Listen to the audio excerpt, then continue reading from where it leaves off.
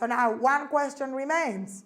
So we are seeing that just by coming to Har Sinai was an experience as if we accepted the Torah. Because just the fact that we were in Har Sinai, we were in such a high spiritual level that we were just able to learn the whole entire Torah from our own being. So now my question is, so what actually happened in Har Sinai? What does it mean God gave us that Torah? What was the extra kindness? And now what I'm going to say to you is really simple, but it's like, wow. You ever thought about what the Torah is? Listen to this, because this is huge. It's so simple, but so big. You know what the Torah is? The Torah is all of the knowledge of God in one little tiny book. Think about this for 1 second.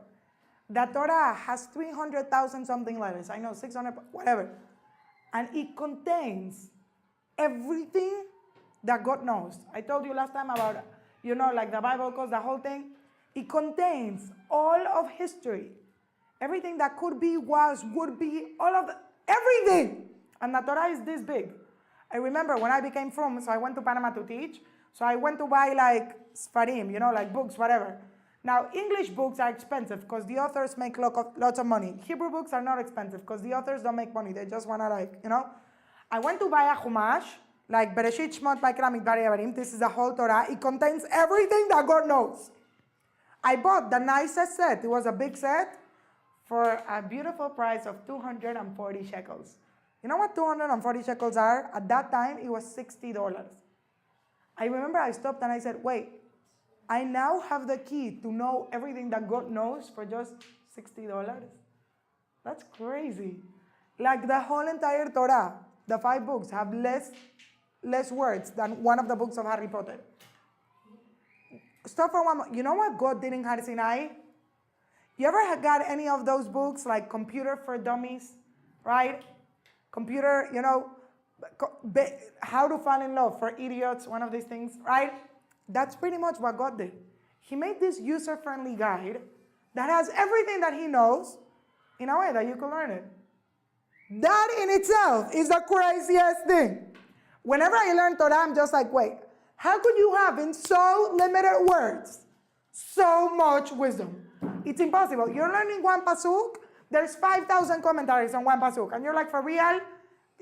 There's 2 letters here. What are they saying? Because that's exactly what that in itself, it's impossible. The Torah, it's an impossible thing. This is why the Torah says that the Torah was created before the world. Because it's impossible to conceive in any natural way how can the Torah exist. If you think about it for one moment, it's impossible.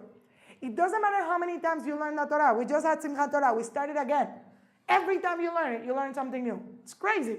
The Torah, not only every time you learn it, you're learning something new, it appeals to any age, at any time in your life. It has meaning for anyone. It has different explanations, different faces for any single person that learns it.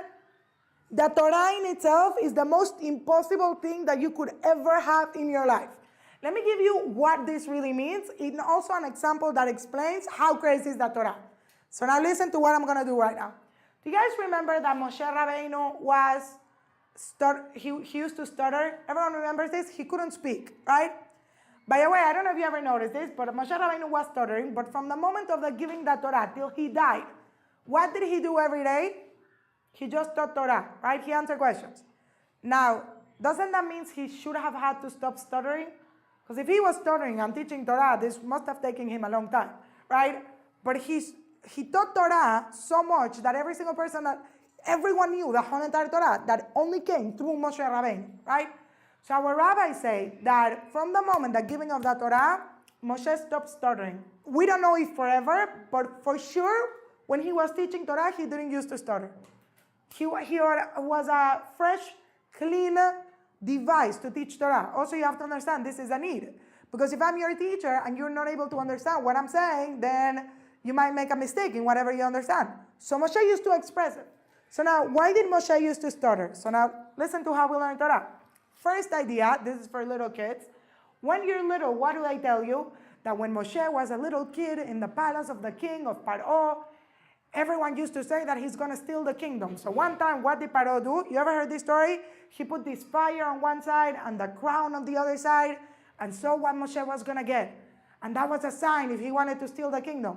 And Moshe was about to get the crown, and an angel came, moved his hand, and he touched a fire, put it in his mouth, right? And now he used to stutter from there. So that's the thing we tell little children, right? Obviously, it was set for failure, because who's going to choose fire instead of a crown? But that's a different story. Okay, moving on. Why did Moshe used to stutter? When you're a bit more, mature and you think more, you understand there's another reason why he used to stutter. You know why? Does anyone knows where Moshe is buried? Yes or no? Why don't we know where Moshe is buried? Wouldn't that be like a very famous visiting place? I actually just heard this weekend. Ah, great. Tell me if I'm wrong, but he was so modest he didn't want people to praise him when he was Beautiful. passed away, so they Hashem just opened the ground. Moshe asked Hashem specifically that no one should know where he's buried. Why? Because Moshe was afraid that he would turn into a worshiping thing, right? We know that people worship lots of things, right? And being that Moshe was so perfect, so close to God, the closest to God you could ever get, he was afraid that he would be worshipped. It would become like they would do something. So we don't know where he is, right? This is the same way, by the way, when you go visit the patriarchs in Hebron, what is the place where they buried? It's called Ma'arat HaMachpelah. Yes? Why is it called Ma'arat HaMachpelah? Ma'arat means cave. Machpelah, kaful. It's a double cave. You look at the thing and you think that's where Abraham is? No, you don't know. It's a double cave, so you won't know where they are. For the same reason, we shouldn't worship them because they were big. But now, the Torah says that being that Moshe was such a perfect human being, he needed a certain disability for us to know he wasn't godly, right? I don't know if you know this, but this is like rules of idol worship. If you have like a perfect doll and it's a perfect size, like in human beings, you have to break something so that it wouldn't be an element to use for worshiping. Now, why was his disability specifically on his mouth? So interesting. Why? Because we all know that when someone is saying something, it doesn't really matter so much what he's saying if he's charismatic enough, right? This is, by the way, the words of Hitler. You could say a lie enough times, and if you're good enough in saying it, people will believe it. Now, Moshe was the one responsible for transmitting the greatest message in the world, the Torah. Now, if Moshe would have been enough charismatic and very good in the way he would say it, we would have maybe thought that we accepted the Torah because of the messenger and not because of the message, right? And therefore, God made it that he would stutter. He would have a disability specifically in his mouth. Not only so that we shouldn't worship and know that he's human, that's part one, but also so that we know when we accepted Moshe, it wasn't because he was like charisma. It was because we knew he was speaking truth. Yes? But now, let me tell you reason number 3. This is the one I want for my class and to express everything. You see how you could learn so much Torah in one little thing? Right? Listen to it. Why didn't Moshe used to speak? You know why? Think about what speech is. To make it short, because I could give you a 1-hour class about what speech is, there's a famous rabbi called Rav Hutner, and he says like this. If you ever think about this, every single organ in your body, it's either internal or external. Has anyone ever noticed this? Every organ in your body, it's either in or out. There's only one organ in your body that's in and out at the same time. That's your mouth. You ever notice this? Amazing. Your mouth is out, your whole, whatever mouth is, it's outside and inside at the same time. Says Rav Hutner, why? Because that's exactly what your mouth does. Your mouth, with which you speak, it's the bridge between your internal self and your external self. If you think about this, this is crazy. Whenever you go outside of the bathroom, you say a blessing. Blessed are you, God, that heals all flesh and creates wonders. The Torah says, you know what's the wonder that God created? Speech. You ever thought about what speech is? When you're speaking, you're expressing your thoughts, your emotions, your fears. That's part of your soul. And you're giving it a physical existence. You bring it into a world. Now, by definition, your soul and your body are complete opposites. There's no way they could get together, but they do. How are your soul and your body bridged? Through your ability to speak. This is why if you look into a Torah, when Adam was created, he was just a clay until God breathed into him spirit, his breath, and then he became nefesh chaya, as a life spirit. The Torah says when he became a nefesh chaya, what does it mean he was alive? It means he could speak. Because what are you doing when you're speaking? You're bridging your soul and your body. You're like doing the impossible. Your speech is impossible. It's impossible to speak. If you ever think about this, it's crazy. all of these attributes are from the soul, and I'm like giving them a physical expression. That's why from one side, speech is so amazing. From the other side, it's so limited. Have you ever seen a sunset or a sunrise, and the only word you have to describe it is wow? Why is wow? Because you would say, because words wouldn't do it justice. Because words is putting spiritual things into a physical manifestation, which by definition, it's always going to be limited. When someone does something amazing for you, you just say, I can't thank you enough. Because to say thank you would be limiting, because words by definition, being that they're physical, right? They're not physical, but they're in the physical world, they're limited. Yes? So now listen to it, it's amazing. All of that time that Moshe used to stutter before of the giving of the Torah, why did he used to stutter? Because the only one that knew the Torah was Moshe. But how could you put unlimited knowledge into limited words? You can't. So Moshe couldn't speak because he contained everything, but there was no way of bridging it and bringing it into a world because the Torah is just unlimited. I can't put it into words.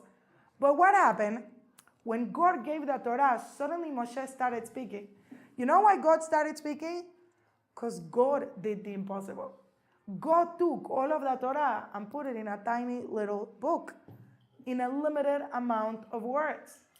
Now that is impossible unless who does it? God. And once God did this, the greatest miracle, the greatest wonder in the world, now Moshe could speak. Because now there is a limited way of putting unlimited knowledge, right? This is why from then on, Moshe could speak. That's exactly what God did in Har Sinai. He gave you this amazing user-free, friendly manual that you could just open it up any time of your life and learn from it. And it's just so unlimited. It's just the greatest thing in the world, right? This is what God did. Beautiful. Any questions till now? No, we continue on Tuesday. Great.